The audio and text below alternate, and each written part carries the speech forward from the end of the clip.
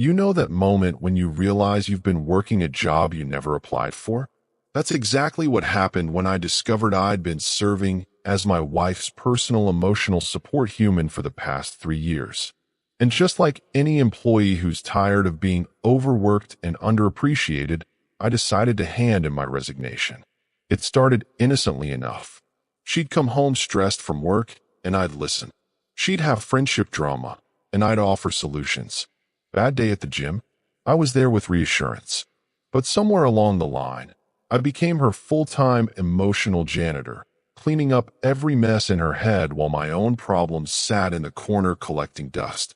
The breaking point came on a Wednesday evening. I was heading out to meet some friends for the first time in months when she burst through the front door like a hurricane of anxiety. Her coworker had apparently given her a weird look in the hallway, and this microscopic social interaction had triggered what she called her abandonment trauma. "I need you to stay," she announced, not asked. "I'm having a panic attack about what this means for my career." I paused at the door, keys in hand. What exactly did this coworker do? She smiled, but it wasn't a real smile. It was fake. I can tell these things. Let me paint you the full picture here. This wasn't some life-altering workplace crisis. This was a woman interpreting facial expressions like they were ancient hieroglyphs, and somehow I was supposed to drop everything to decode them with her. Maybe she was just having an off day, I suggested, still hoping to salvage my evening.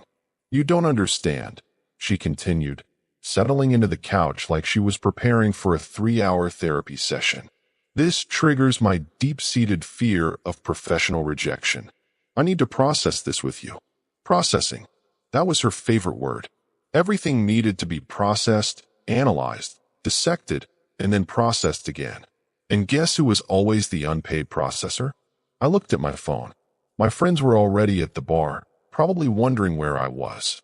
This scene had played out dozens of times before. Her crisis, my canceled plans. Her emotional emergency, my social life sacrificed at the altar of her anxiety. "I'm going out," I said, pocketing my keys. She looked at me like I'd just told her I was joining a cult. "But I need support right now." "You need a lot of things," I replied, opening the door. "But what you need most is to learn that your emotional regulation isn't my full-time responsibility." The silence that followed was deafening. She sat there processing my words, probably categorizing them under unexpected betrayal in her mental filing system. "Are you seriously abandoning me in my time of need?" I turned back to face her, and for the first time in years, I saw the situation clearly. I wasn't her husband in that moment. I was her employee, her on-call emotional technician, expected to drop everything whenever her internal alarm system went off. "I'm not abandoning you," I said calmly. "I'm going to have dinner with friends, like any normal person does on a Wednesday night. Your coworker's facial expression will survive until I get back." She stared at me like I'd grown a second head. This was uncharted territory for both of us. For 3 years, I'd been Pavlov's dog, responding to every emotional bell she rang. But tonight, something had shifted. As I walked to my car, I could hear her calling after me about how this was typical male emotional unavailability, and how I was proving her abandonment fears right. But for the first time in years, I kept walking. Sitting in my car, I realized something that should have been obvious long ago. I'd been so busy being her emotional support system that I'd forgotten to be her partner. And she'd gotten so comfortable treating me like her personal therapist that she'd forgotten how to be mine. The drive to meet my friends gave me time to think. When was the last time she'd asked about my day without immediately launching into hers? When had she last offered comfort when I was stressed? I couldn't remember, and that told me everything I needed to know. That night marked the beginning of my resignation from a position I'd never consciously accepted. But like any good employee, I wasn't going to just walk out. I was going to give proper notice, set clear boundaries, and maybe even train my replacement. After all, I'd gotten pretty good at emotional labor over the years. The question now was whether she'd accept my resignation or try to talk me into staying in a job that was slowly killing my sense of self. Either way, my days as her unpaid emotional support human were numbered. The next morning, I woke up with the clarity that only comes after you finally stood your ground. She was already up, making coffee with the kind of aggressive clanking that screamed, "I'm mad, but pretending I'm not." The silent treatment was in full effect, which honestly felt like a vacation. I decided to treat this like any workplace restructuring.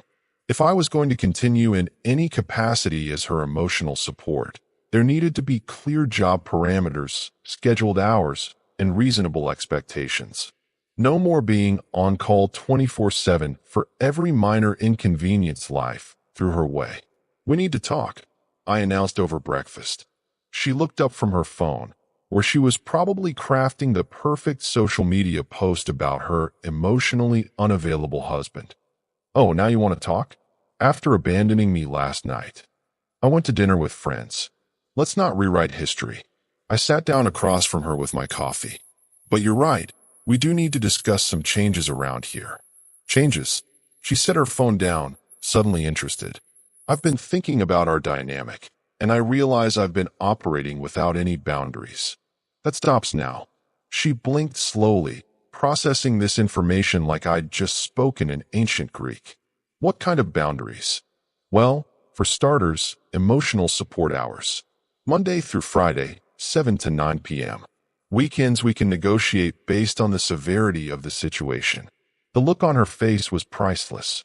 "Are you serious right now?" "Dead serious.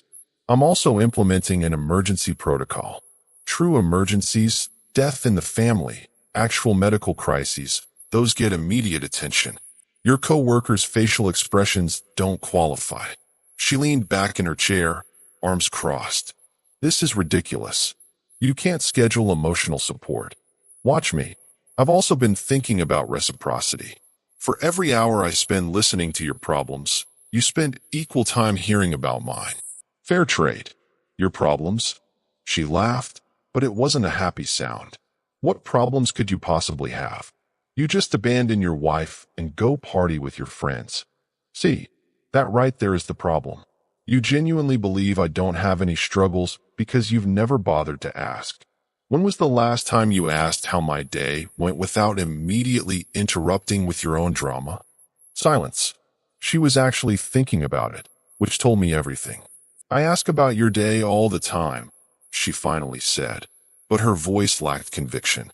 "You ask, then you wait exactly 3 seconds before launching into whatever crisis is consuming you that day. That's not asking. That's performing politeness." Her phone buzzed, and she instinctively reached for it. I gently placed my hand over hers. "See, even now, you're looking for an escape from this conversation. But if I tried to check my phone while you were having an emotional crisis, you'd lose your mind." She pulled her hand away, suddenly defensive. "That's different. My issues are serious. And mine aren't." "Well, you never seem bothered by anything. You're always so stable." I almost laughed. Stable. That was her way of saying I bottled everything up because there was never space for my emotions in our relationship. "I seem stable because I learned that bringing my problems to you is pointless.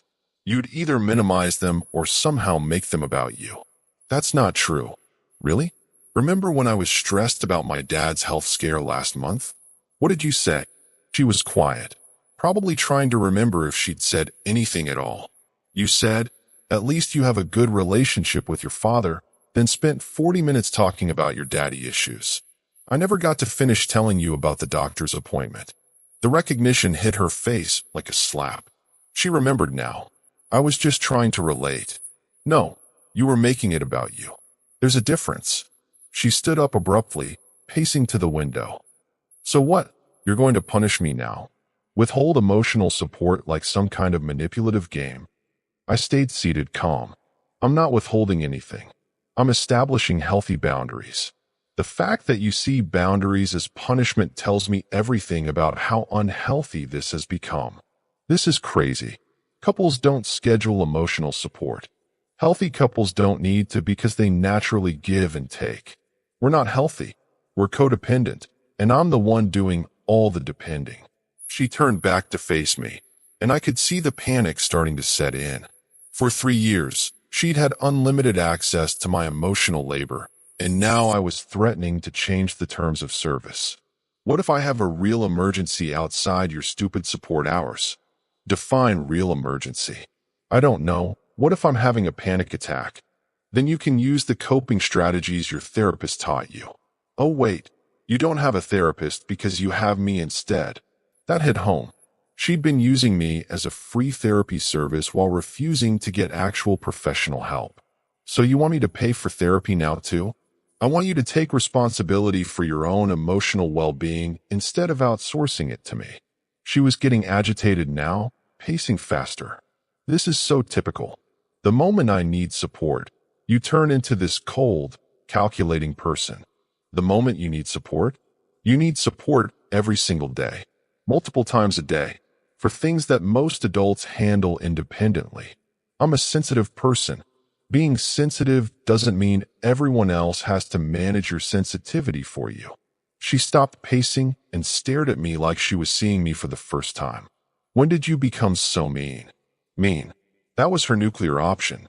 Any time I set a boundary or refused to enable her, I became mean. I'm not mean. I'm tired. There's a difference. She sat back down, switching tactics. Look, maybe I do rely on you too much. But that's what marriage is, right? Being there for each other. Being there for each other, yes. Being someone's full-time emotional janitor, no. She reached across the table, taking my hand. What if we compromise? I'll try to be more independent, and you can be a little more flexible with your boundaries. I looked at her hand on mine. This was the negotiation phase. She was realizing that her old strategies weren't working, so now came the bargaining. The boundaries aren't negotiable, but I'm willing to work together if you're serious about change. I am serious. Prove it. Make an appointment with a therapist this week. The hand pulled away. I don't need therapy. Then you don't need my emotional support either. And just like that, the mask slipped. The reasonable, compromising wife disappeared, replaced by the entitled woman who expected unlimited emotional labor on demand. You can't be serious about this crazy schedule thing. I stood up, finishing my coffee. Try me. As I headed to work, I could feel her staring at me from the window. For the first time in years, I'd set clear expectations and stuck to them. The real test would be whether she'd respect them or spend the day plotting how to get around them. Something told me I was about to find out just how deep her sense of entitlement really ran. I should have known she wouldn't take my new boundaries lying down. What I didn't expect was coming home to find her mother and two of her closest friends sitting in my living room like some kind of emotional intervention committee. There he is, she announced as I walked through the door. The husband who thinks marriage comes with business hours. 3 pairs of judgmental eyes turned toward me. Her mother, who had perfected the art of passive-aggressive disappointment, shook her head sadly. Her friend Rachel crossed her arms like she was ready for battle. And her friend Jessica just stared at me like I'd kicked a puppy. Ladies, I said, setting down my briefcase. What brings you to our home this lovely evening? We're here, her mother began in that tone she reserved for major pronouncements, because someone needs to talk sense into you. I looked around the room, taking in the carefully orchestrated scene. Let me guess, I'm the villain in this story. You're being cruel to your wife, Rachel jumped in. She told us about your ridiculous emotional support schedule. What kind of husband does that?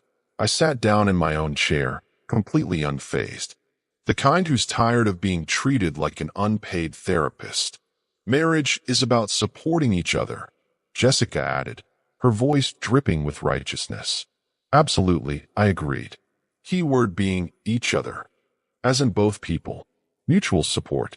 Revolutionary concept, I know. Her mother leaned forward. She's always been sensitive. She needs extra care. She's 32 years old. I replied calmly. Not 3. There's a difference between being sensitive and being emotionally parasitic. The gasp that went around the room was audible. I'd crossed some invisible line by actually naming what everyone could see, but no one wanted to acknowledge. How dare you? Her mother hissed. How dare I what? Tell the truth? Your daughter has trained everyone around her to manage her emotions, while she takes zero responsibility for her own well-being. My wife finally spoke up from her corner of the couch. See what I mean? This is how he talks to me now. This is how I've always talked. You just never listened because you were too busy talking about yourself. Rachel stood up, pointing at me like I was on trial. A real man would support his wife unconditionally. I started laughing. I couldn't help it. A real man? Let me tell you what a real man doesn't do. He doesn't enable his wife's emotional dysfunction.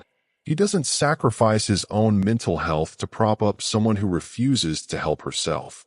You're being completely selfish, Jessica added. Selfish? For 3 years, I've been available 24/7 for every minor inconvenience, every imagined slight, every emotional hiccup. I've canceled plans, missed events, and postponed my own needs to accommodate her endless need for reassurance.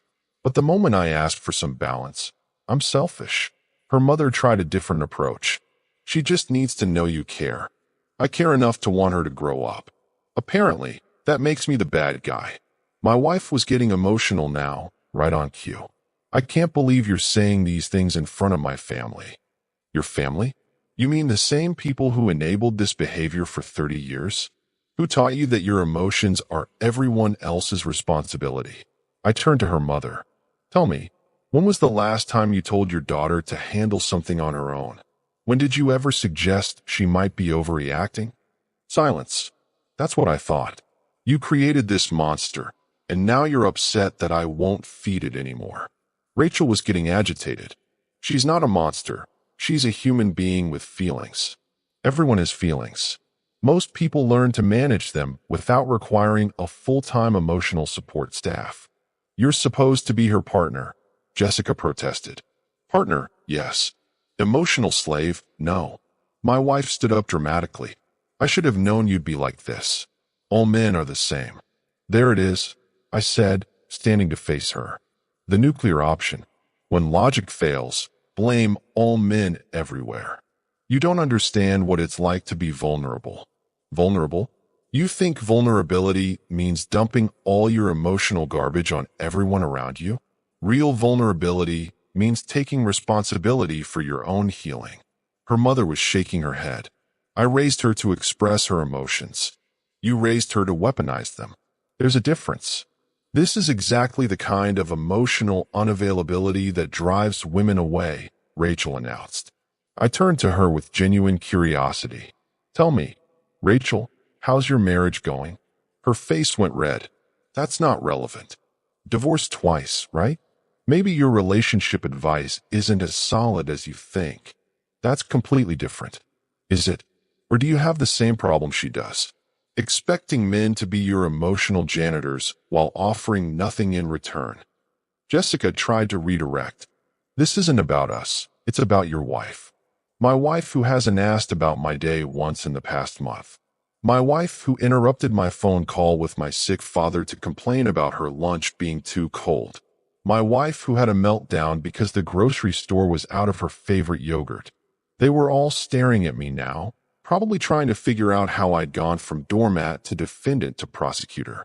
Those things matter to her, her mother said weakly. Everything matters to her. That's the problem.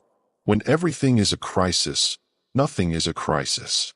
My wife was crying now, but it was the manipulative kind of crying designed to make everyone else feel guilty. I just need support from my husband. Then start acting like a wife instead of a patient. What's that supposed to mean? I walked over to where she was sitting. When was the last time you supported me? When did you last comfort me when I was stressed? When did you ever put my needs first? She looked around the room for help, but even her allies were starting to look uncomfortable. I do support you. How? By making everything about you? By treating my problems like inconvenient interruptions to your emotional emergencies? That's not fair. Fair? You want to talk about fair? Fair would be you taking responsibility for your own emotional well-being instead of outsourcing it to everyone around you. Rachel made one last attempt. Marriage is about compromise. You're right. So here's my compromise. I'll continue being her husband when she starts acting like my wife. Until then, my emotional labor is no longer free. The The room fell silent. They'd come here expecting to guilt me back into submission, but instead they'd gotten a front row seat to 3 years of suppressed frustration. Her mother stood up first. "I think we should go." As they filed out, my wife looked at me with something I'd never seen before. Not anger, not sadness, but genuine confusion. For the first time, she was seeing me as something other than her personal emotional support system. "This isn't over," she said after they left. "You're right," I agreed. "It's just beginning. The question is whether you want to be part of the solution or keep being the problem." She didn't answer, but I could see the wheels turning. The intervention had backfired spectacularly, and now she was realizing that her usual tactics weren't going to work anymore. For the first time in years, I went to bed feeling like I might actually get some sleep. After the intervention disaster, I realized half measures weren't going to cut it. She needed to understand that I was serious about resigning from my unpaid position as her personal emotional support system. So I did what any professional would do. I drafted a formal resignation letter. I spent my lunch break crafting the perfect document.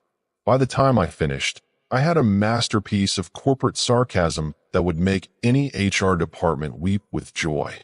That evening, I found her stress-eating ice cream while scrolling through social media, probably looking for validation from strangers since her intervention committee had failed. "I have something for you," I announced, pulling out the printed letter. She looked up suspiciously. "What is it?" "My formal resignation from the position of Chief Emotional Support Officer." I handed her the letter and watched her face as she read. "Dear management, please accept this letter as my formal resignation from the position of Chief Emotional Support Officer, effective immediately. After 3 years of dedicated service, I have decided to pursue other opportunities that offer better work-life balance and mutual respect." She looked up at me, mouth hanging open. "Are you insane? Keep reading. It gets better." Her eyes went back to the paper. "My responsibilities in this role have included, but were not limited to, providing unlimited emotional labor, validating irrational fears, managing your reactions to minor inconveniences, serving as a personal therapist without compensation, and maintaining availability for emotional emergencies that occur multiple times daily." "This is ridiculous," she muttered, but she kept reading. "Additionally, I have provided crisis management for situations including, but not limited to, coworker making weird faces, grocery stores being out of preferred items, social media posts receiving insufficient likes, and whether or not matching your outfit choices." I could see her getting angrier with each line, but I wasn't finished. "Unfortunately, this position has lacked growth opportunities, fair compensation, and basic job security. The management style has been demanding and one-sided, with no performance reviews or acknowledgement of successful interventions." She crumpled the paper slightly. "How long did you spend on this?" "Long enough to realize how ridiculous my job description was. But wait, there's more." I pulled out a second sheet. "I've also prepared a job posting for my replacement. Wanted, emotional support human. Must be available 24/7 for validation, reassurance, and crisis management. Experience handling minor inconveniences as major disasters preferred. No weekends, holidays, or personal time. Compensation, occasional thank you, and frequent guilt trips when unavailable." She threw both papers at me. "You think this is funny? I think it's accurate. The fact that you're angry proves my point. I don't treat you like an employee." "Really? Then why did you schedule an intervention when I tried to set boundaries?" "That's what bad managers do when employees ask for better working conditions." She stood up, pacing again. "I can't believe you're comparing our marriage to a job. You made it a job when you made me responsible for managing your emotions while ignoring mine completely. I never asked you to ignore your emotions. You didn't have to ask. You just made it impossible for me to express them. Every time I tried to share something, you'd hijack the conversation." She stopped pacing, looking genuinely confused. "When did I do that?" "Last week when I mentioned being stressed about the project deadline. You said, 'That sounds hard. then immediately launched into a 20-minute rant about your coworker's lunch scheduling. Recognition flickered across her face. The week before that, when I was worried about my mom's test results, you nodded once, then spent an hour analyzing why your friend hadn't texted you back. She sat back down heavily. I didn't realize. That's the problem. You never realize because you're so focused on your own emotional needs that everyone else becomes invisible. So what happens now? You just stop caring about me. I stop enabling you. There's a difference. I sat down across from her. Here's what happens now. You want emotional support? You make an appointment with a therapist. You want to vent about work? Call your friends. You want someone to validate your feelings about minor inconveniences? Join a support group. And what about you? What do you want from me? It was the first time in years she'd asked that question. I want a partner. Someone who asks about my day and actually listens to the answer. Someone who offers comfort when I'm stressed instead of competing with my problems. Someone who can handle a bad day without requiring a full emotional intervention. She was quiet for a long moment. I don't know how to be that person. Then learn. Get help. Do the work. But don't expect me to keep being your emotional crutch while you figure it out. What if I can't change? I looked at her directly. Then I guess you'll need to find someone else willing to work for free. The silence stretched between us. For the first time, she was facing the possibility that her emotional support system might actually walk away. This is really happening, isn't it? She asked quietly. It already happened. The question now is whether you want to salvage this marriage or keep pretending that your emotional needs are the only ones that matter. She picked up the crumpled resignation letter and smoothed it out. Some of this stuff, it's really what I do. Every single day. She stared at the paper for a long time. I didn't know I was that bad. Now you do. The question is, what are you going to do about it? For the first time in our entire relationship, she didn't have an immediate answer. She just sat there, holding my resignation letter, finally understanding that her emotional support human had officially clocked out. 3 days passed in relative peace. She was actually trying to handle things on her own, and I started to think maybe my resignation letter had worked. That's when she pulled her final card. I came home to find her sitting on the floor of our bedroom, surrounded by tissues, looking like she'd been crying for hours. I can't do this anymore, she whispered when she saw me. Here we go, I thought. The grand finale. What's wrong now? I asked, staying in the doorway. Everything is falling apart. My anxiety is through the roof. I can't sleep. I can't eat. I think I'm having a breakdown. Her voice was shaking, and under normal circumstances, I would have rushed over to comfort her. But something felt off. The timing was too convenient, the performance too rehearsed. That sounds serious, I said calmly. Have you called your doctor? She looked up at me with red-rimmed eyes. I don't need a doctor. I need my husband. Your husband is right here. And your husband thinks you need professional help. I need you to hold me and tell me everything's going to be okay. I can tell you everything's going to be okay, but first we should get you to someone qualified to help with breakdowns. Her expression flickered for just a second. You're not going to comfort me? I'm going to help you get the right kind of comfort. Let me call the crisis hotline, or we can go to the emergency room. No, she said quickly. It's not that kind of breakdown. Then what kind is it? She was scrambling now. It's just, I need emotional support. From you. Like we used to do. Oh, I leaned against the doorframe. So this is a strategic breakdown designed to get me back into my old job. I'm not faking this. Then you won't mind if I call your sister to come sit with you while I take you to get professional help. The panic in her eyes was real now, but not for the reasons she wanted me to believe. You're being cruel. I'm being responsible. If you're having a genuine mental health crisis, you need qualified help, not your untrained husband. I pulled out my phone. I'm calling the mental health crisis line right now. Wait. She scrambled to her feet. Maybe it's not that serious. Make up your mind. Are you having a breakdown or not? She stood there, caught between her fake crisis and the reality of actual consequences. I miss how things used to be. You miss having unlimited access to my emotional labor. That's not what it was. I sat down on the bed, looking at her seriously. Let me ask you something. In the past 3 days, how many times have you wanted to come to me with a problem? I don't know, a few times. What stopped you? Your stupid boundaries. And what did you do instead? She was quiet for a moment. I handled it myself. And did the world end?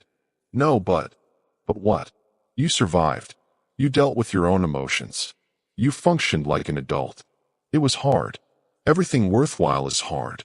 That's not an excuse to stop trying. She sat down next to me, dropping the crisis act entirely. I don't know how to be in a relationship where I can't depend on you for everything. That's the problem right there. You can depend on me, but not for everything. There's a difference. I'm scared. For the first time, this felt genuine. Scared of what? That if I can't come to you with every little thing, you'll think I don't need you anymore. I looked at her, really looked at her. You think the only way to keep me is to be needy? Isn't it? Men like to feel needed. Men like to feel valued, not used. There's a difference between being needed and being someone's emotional dumping ground. She was quiet for a long time. I don't know who I am if I'm not sharing everything with you. Then it's time to find out. What if I don't like who I am when I'm independent? What if you do? She leaned against me slightly. This is really scary. I know, but you can do scary things. You've just forgotten how because you've had me doing them for you. Will you still love me if I'm different? I'll love you more if you're whole. She was crying again, but these tears felt real. I don't want to lose you. Then stop trying to turn me into your emotional employee. Start trying to be my partner. I don't know how. Learn. Get help. Do the work. But do it for yourself, not just to keep me around. She nodded slowly. The therapist thing? Maybe I should actually try it. Maybe you should. Will you come with me? To the first appointment. I considered this. I'll drive you there and pick you up. But the appointment is yours. Okay. She looked around at the tissues scattered on the floor. This was pretty pathetic, wasn't it? The fake breakdown? Yeah, pretty pathetic. I really thought it would work. It would have worked 3 months ago, but I'm not that person anymore. She started picking up the tissues. I'm sorry. For all of it. Don't apologize to me. Apologize to yourself. You deserve better than living in constant emotional chaos. As she cleaned up her staged crisis, I realized something had shifted. She wasn't angry at my boundaries anymore. She was starting to understand why they existed. Tomorrow, she said quietly, I'll call and make an appointment. Good. And I'll try to ask about your day. Really ask. I'd like that. For the first time in years, I felt like I was talking to my wife instead of managing my patient. It was a start. 6 weeks later, I came home to something I hadn't seen in years. My wife sitting calmly at the kitchen table, actually reading a book instead of scrolling through her phone looking for problems to catastrophize. How was your day? She asked, looking up when I walked in. I paused, waiting for the inevitable interruption or the immediate pivot to her own drama. It didn't come. Actually challenging, I said, sitting down across from her. The Peterson account is being difficult, and I'm not sure we'll meet the deadline. She closed her book and gave me her full attention. That sounds stressful. What's the main issue? I almost fell off my chair. She was actually listening. They keep changing requirements without extending the timeline. It's like they want us to fail. That's frustrating. What are your options? We talked for 20 minutes about my work situation. 20 minutes where she asked follow-up questions, offered practical suggestions, and didn't once make it about herself.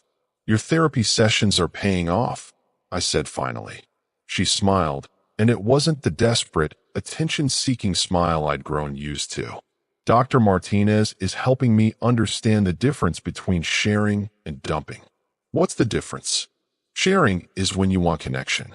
Dumping is when you want someone else to carry your emotional weight. I nodded. And which one were you doing before? Definitely dumping. Industrial scale, emotional dumping. The fact that she could laugh about it showed real progress. I owe you an apology, she continued. A real one, not the manipulative kind I used to do. I'm listening. I turned you into my emotional janitor because it was easier than learning to clean up my own messes. I stole your right to have bad days, problems, or needs because mine always had to be bigger and more urgent. She paused, choosing her words carefully. I was emotionally selfish, and I almost destroyed our marriage because of it. What changed? Dr. Martinez asked me when was the last time I did something for you without expecting anything in return. I couldn't answer. Then she asked when was the last time you did something for me, and I had a whole list ready. She reached across the table and took my hand. You were giving, and I was just taking. That's not a marriage, that's exploitation. It took courage to admit that. It took you resigning from being my personal support human to make me see it. We sat in comfortable silence for a moment. Real silence, not the charged quiet of suppressed resentment. So what happens now? I asked. Now I keep doing the work. Individual therapy twice a week, and I'd like us to try couples counseling too, if you're willing. I'm willing. I also want to establish some new patterns. Real ones, not just me trying to win you back. Like what? Like me asking about your day first, before I say anything about mine.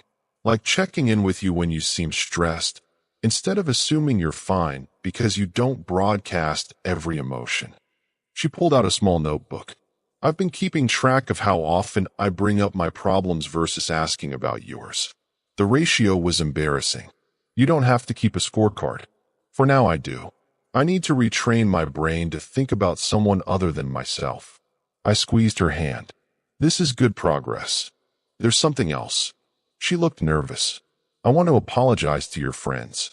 The ones I made you cancel on all those times. I want them to know that I understand what I did was wrong. That surprised me. You don't have to do that. Yes, I do. I isolated you from your support system so you'd be more available for mine. That was manipulative and wrong. Okay, if you feel it's necessary. She stood up and walked to the counter, returning with a plate of my favorite cookies. I made these because I wanted to, not because I need something from you. I took a bite. They were perfect. There's one more thing, she said, sitting back down. I've been practicing handling minor crises on my own. Yesterday, the coffee shop got my order wrong, and instead of calling you to vent about it, I just ordered something else. Revolutionary. I know, right? Who knew adults could handle disappointment without a full emotional intervention? We both laughed, and it felt natural. Not forced, not desperate, just genuine connection. I'm proud of you, I said. This couldn't have been easy. It wasn't. But you know what was harder? Living in constant emotional chaos and dragging you down with me. She closed her notebook and looked at me seriously. I can't promise I won't backslide sometimes. This is still new for me. I don't expect perfection. I just expect effort. You'll get that. Every day. As we sat there, sharing cookies and actual conversation, I realized something had fundamentally changed. She wasn't performing for me anymore. She wasn't trying to manage my reactions or extract emotional labor from me.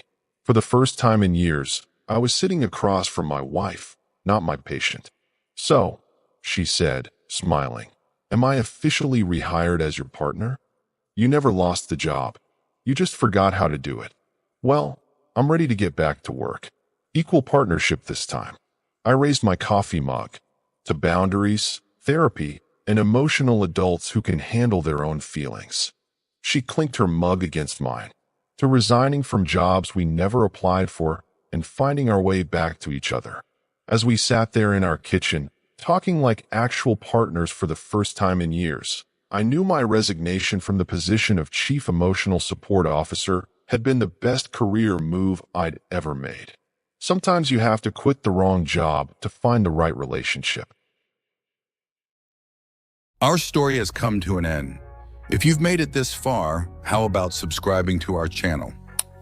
It helps us immensely. I've selected 2 other videos for you that I'm sure you'll enjoy. Feel free to click on them.